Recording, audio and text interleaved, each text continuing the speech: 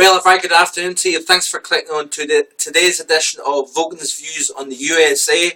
We've got plenty of interest in the weather covering the lower 48 at the moment, folks. And you can see here we've got that storm system trying to push through the plains and into the Ohio Valley. As that storm system pushes into the Ohio Valley, we're seeing that colder air bleed south from Canada.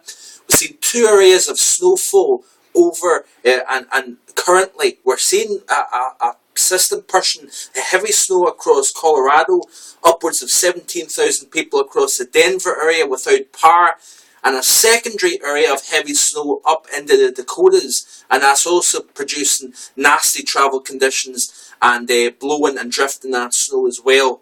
Now, as the system pushes in, ahead of that we've got very, very mild spring-like weather across the southern tier of the United States, up the east coast. We've got highs into the upper 70s, even low 80s, anywhere from Texas to the Carolinas, and even up the eastern seaboard we're seeing upper 60s potentially across cities such as DC, Baltimore, mid-60s even up into the Philadelphia area, and upper 50s for parts of the greater New York City area. This morning we're seeing temperatures up at 47 Fahrenheit across Boston.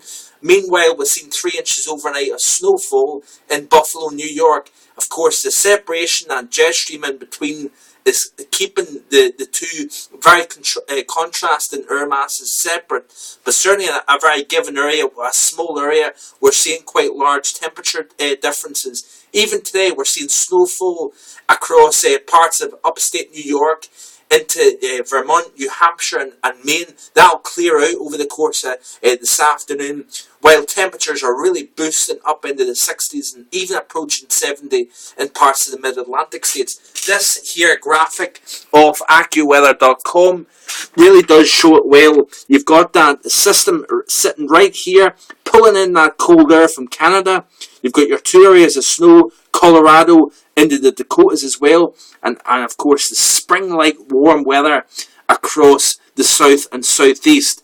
Now the concern is that as you can see here, this is another graphic of the AccuWeather.com, is the 70s, 80s, as well as that we've got 60-degree dew points across the south as well. That's a problem, folks, as you've got that sharp cold front pushing into this energy here across the southern tier of the United States. The problem is that as this front plows into this warm, moist environment, of course you're going to see strong thunderstorms starting to form. Now the problem is, if you don't see that atmosphere being capped by drier air floating in, choking ultimately that upward motion here with the thunderstorms, if you don't see that happen, folks, you've got a very cold upper level due to the cold air pushing in from the northwest, and as well as that, of course, you've got that very warm, moist air coming out of the southwest.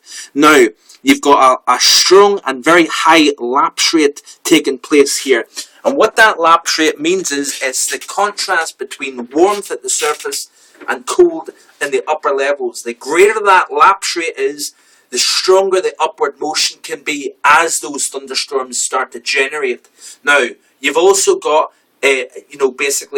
wind shear within the environment as well, because you've got the northwest cold winds, you've got the southwest and southerly flow of warm moisture. Now, that creates a change, a wind shear in the atmosphere. That is change of wind direction with height.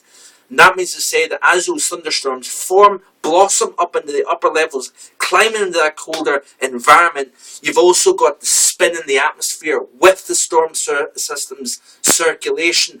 That spin can change a regular strong thunderstorm into a supercell thunderstorm, a rotating thunderstorm. And of course, from that, you've got torrential heavy flooding rains, you've also got large hail, damaging wind, and of course, we're always concerned about the tornado aspect as well. And anywhere from Texas through the southeastern states, and as well as that up into Tennessee and Kentucky, watch out this afternoon as the weather could start to deteriorate in your area. Be aware. Keep checking back to your NOAA radio, the TV, for the latest updates. I'll continue to try and keep you up to date as well on my blog on first-hand weather. If If you haven't already, check out my Facebook page and Twitter, and I'll keep you up to date as well. Hope you have a terrific afternoon, folks. Bye for now.